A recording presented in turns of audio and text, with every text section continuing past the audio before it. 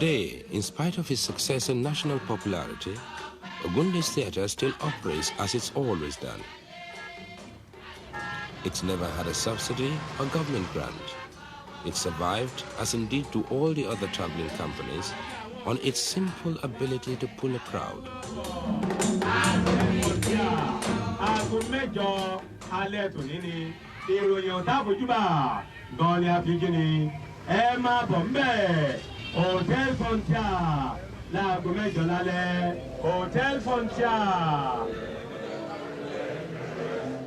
Ogunde deliberately keeps his operation simple. In a country where things have a habit of breaking down, he believes in being self-sufficient, even to carrying his own generator for lighting, and sometimes even his own stage. As those who have seen him in rehearsal will know, he doesn't allow anything to upset him. I've never seen him lose his temper. I suppose he must do, but I've never seen it. He's always extremely patient, very friendly. This is how I think he designs Nigerians. We are quite an aggressive race as a whole. And he has his own personal style of not being aggressive. And even during the pressure of rehearsals, he's still extremely calm and relaxed. But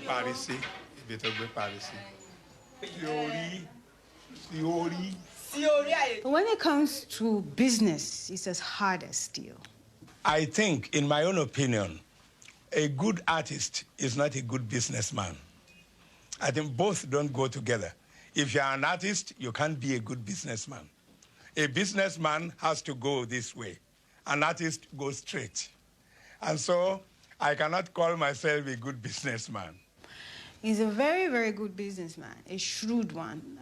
He's a good Ijebu man. All Ijebu men are known to be good businessmen. And he shows this in his dealing with customers, like the National Theatre. The National Theatre was the venue for Ogunde's first feature film, the recently made Aye. After it had been running a fortnight, Ogunde had a disagreement with the management on his percentage of the take. So he went into the projection box and removed his film. As a result, there was a riot in the theatre. He always insists on controlling his box office. He will not allow any outsiders to do so. And he then will hand the management cut to them, not the other way around. But Dagri, the old coastal trading port and one-time slave market, where tonight Ogunde is showing Aye in the local open-air cinema. Ogunde doesn't sit down at home and say, the theatre halls are managing my films very well. He's too aware of Nigerian management to leave his management of his art to anybody but himself. He takes complete control. My film is in 35mm, and so I bought a portable projector. So when I was traveling abroad, I took two of my wives with me, and they learned how to operate the projector. So when I came back, going to show a film somewhere, maybe at the cinema house, or in a school hall, or even in a town hall, then my wife will be there, my daughter will be there.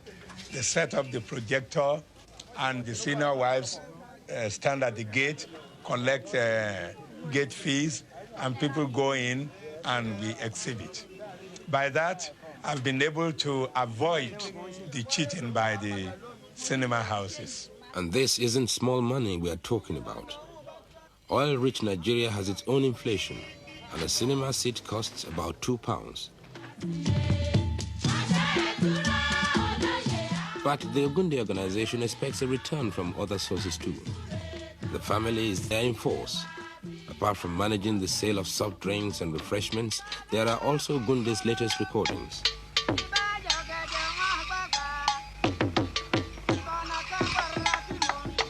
Aye is a film that has already recovered 50% of its production cost in the capital city of Lagos alone. Now the rest of Nigeria is anxious to see it.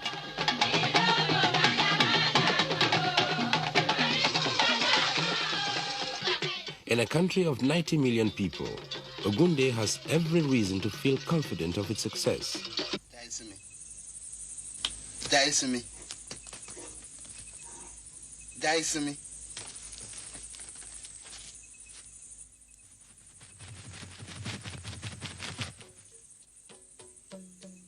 Aye is another traditional tale about witches and possession, divination and exorcism.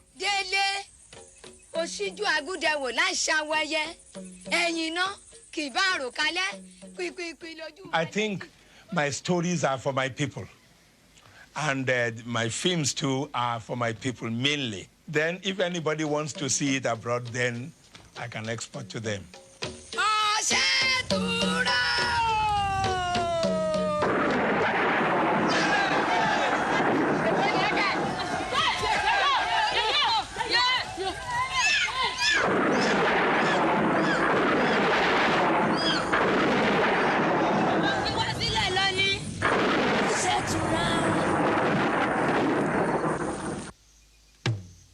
For Chief Ogunde, Aye is a test of whether at the age of 62 he can start a new career as a filmmaker.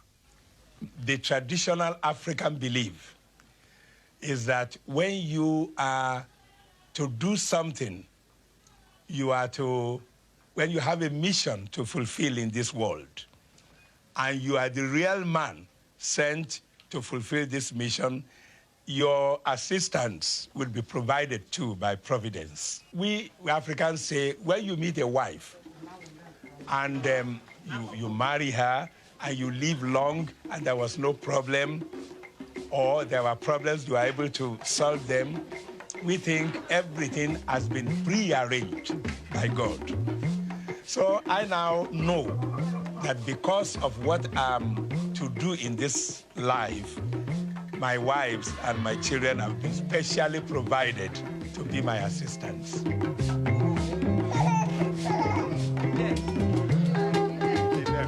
He's also very conscious, he's also very caring about his society and about his country. And he feels that even if Nigeria is fast-changing in its mood and its tastes, that he can still be the spokesman for his people.